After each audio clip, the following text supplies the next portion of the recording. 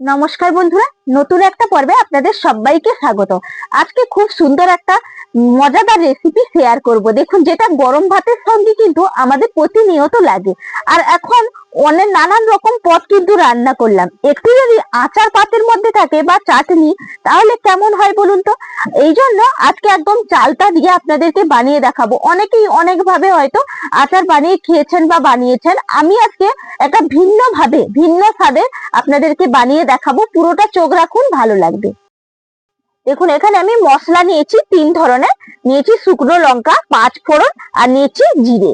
দেখুন, এই তিনটে উপকরণ দিয়ে কিন্তু হয়ে যাবে। আর আপনারা যেরকম পরিমাপে চালটাটা নেবেন, সেই পরিমাপে কিন্তু লঙ্কাটা ব্যবহার করবেন। চলুন, এগুলোকে প্রথমে একটু শুকনো কড়াই নাড়িয়ে নেব। দেখুন, এখানে কড়াইটা চাপিয়ে দিয়েছি। ননস্টিকের কড়াই নিয়েছি, যে কোনো কড়াইতে কিন্তু করে নিতে পারেন। কড়াইটা গরম হয়ে গেছে। প্রথমে একটু লঙ্কাটা দিয়ে দিলাম। এই লঙ্কাটা একটু নাড়াচাড়া করে নেব। দেখুন, লঙ্কাটা নাড়াচাড়া করে নিয়েছি।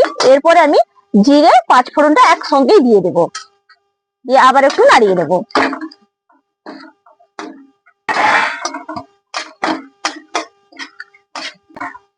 দেখুন, শুকনো কড়াই একদম কিন্তু নাড়াচাড়া করে নিয়েছি। দারুণ কিন্তু গন্ধ উঠছে, এটা একদম ভাজা হয়ে গেছে। এরপর এটা নামিয়ে নেব।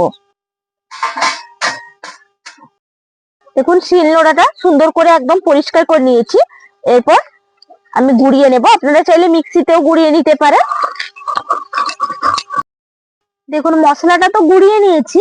আর দেখুন, আর একটা পাত্রের মধ্যে রেখেছি চালটাকে ছাড়িয়ে কিন্তু 2 দিন আমি শুকনো করতে রোদের মধ্যে দিয়েছিলাম।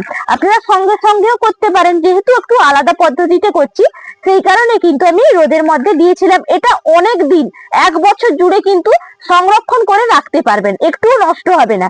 সেই কারণে একটু রোদে কিন্তু দিয়ে দিয়েছিলাম। একদম দেখুন, শুকনো হয়ে গেছে। 2 দিন মাত্র রোদ খাইয়েছি। এরপর দেখুন, এই যে বোলের মধ্যে আমি নিয়ে নেব। এটা হালকা করে গুঁড়িয়ে নিতে হবে।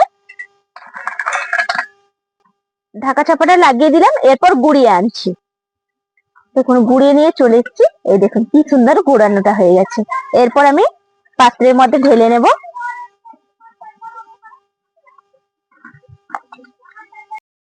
দেখুন, কড়াইটা আবার বসিয়ে দিয়েছি। এর মধ্যে দিয়ে দেব সর্ষের তেল। সামান্য একটু তেল দিলেই কিন্তু হয়ে যাবে। দিয়ে দেব গোটা জিরে, সামান্য একটু কিন্তু জিরে দিয়ে দেবেন। আর গ্যাসের ফ্লেমটা একদম কিন্তু কম রাখবেন। দিয়ে দেখুন, এটা তো একটু ভাজা হয়ে গেছে। এরপর দিয়ে দেব চালতাটা যে গুঁড়ো করলাম, এই চালতার গুঁড়োটা দিয়ে দিতে হবে। দিয়ে কিন্তু নাড়াচাড়া করে নেব।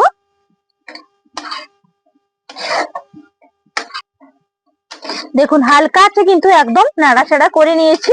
দেখুন কি সুন্দর দেখতে লাগছে, আর দারুণ কিন্তু গন্ধ উঠছে। এই সময় দেখুন, আমি দিয়ে দেব এর মধ্যে গুড়। গুড়টা কিন্তু একটু আঠালো গুড় নিয়েছি। আপনারা চাইলে আঠালো গুড় হোক বা যেরকম গুড় আপনাদের বাজারে পাবেন সেরকম কিন্তু গুড়টা দিয়ে দেবেন। দেখুন, গুড়টা দিয়ে দেব।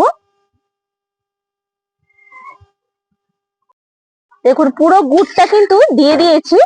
আর দেখুন, একটু কিন্তু এই সময় গলে গেছে গুড়টা, যেহেতু আঠালো গুড় ছিল। এরপর ভালো করে মিশিয়ে নেব। এর মধ্যে দিয়ে দেব পরিমাপ অনুযায়ী লবণ। এরপর দিয়ে দেব হলুদের গুঁড়ি। দেখুন, সুন্দর করে একবারে মিশিয়ে নিচ্ছি। দেখুন, দেখতে কত লোভনীয় হয়েছে আচারটা।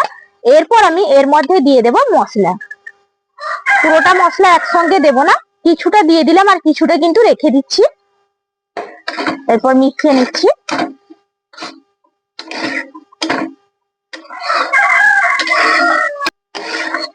দেখুন, মশলাটাও মিশিয়ে নিয়েছি। কালারটা দেখুন কত সুন্দর এসছে, আর আচারটা কত সুন্দর তৈরিও হয়ে গেছে। এরপর আমি গ্যাসের ফ্লেমটা একদম বন্ধ করে দেব।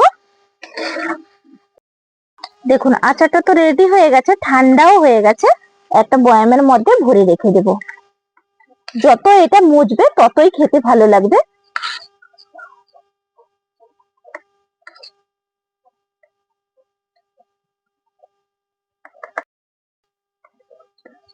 দেখুন, আচারটা পুরো ভরে নিয়েছি।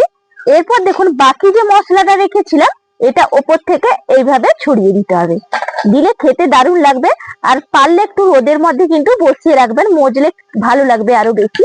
এইভাবে দিয়ে দিলাম। দেখুন, এরপর ঢাকা চাপাটা লাগিয়ে দিচ্ছি। দেখুন, ঢাকা চাপাটা লাগিয়ে নিলাম।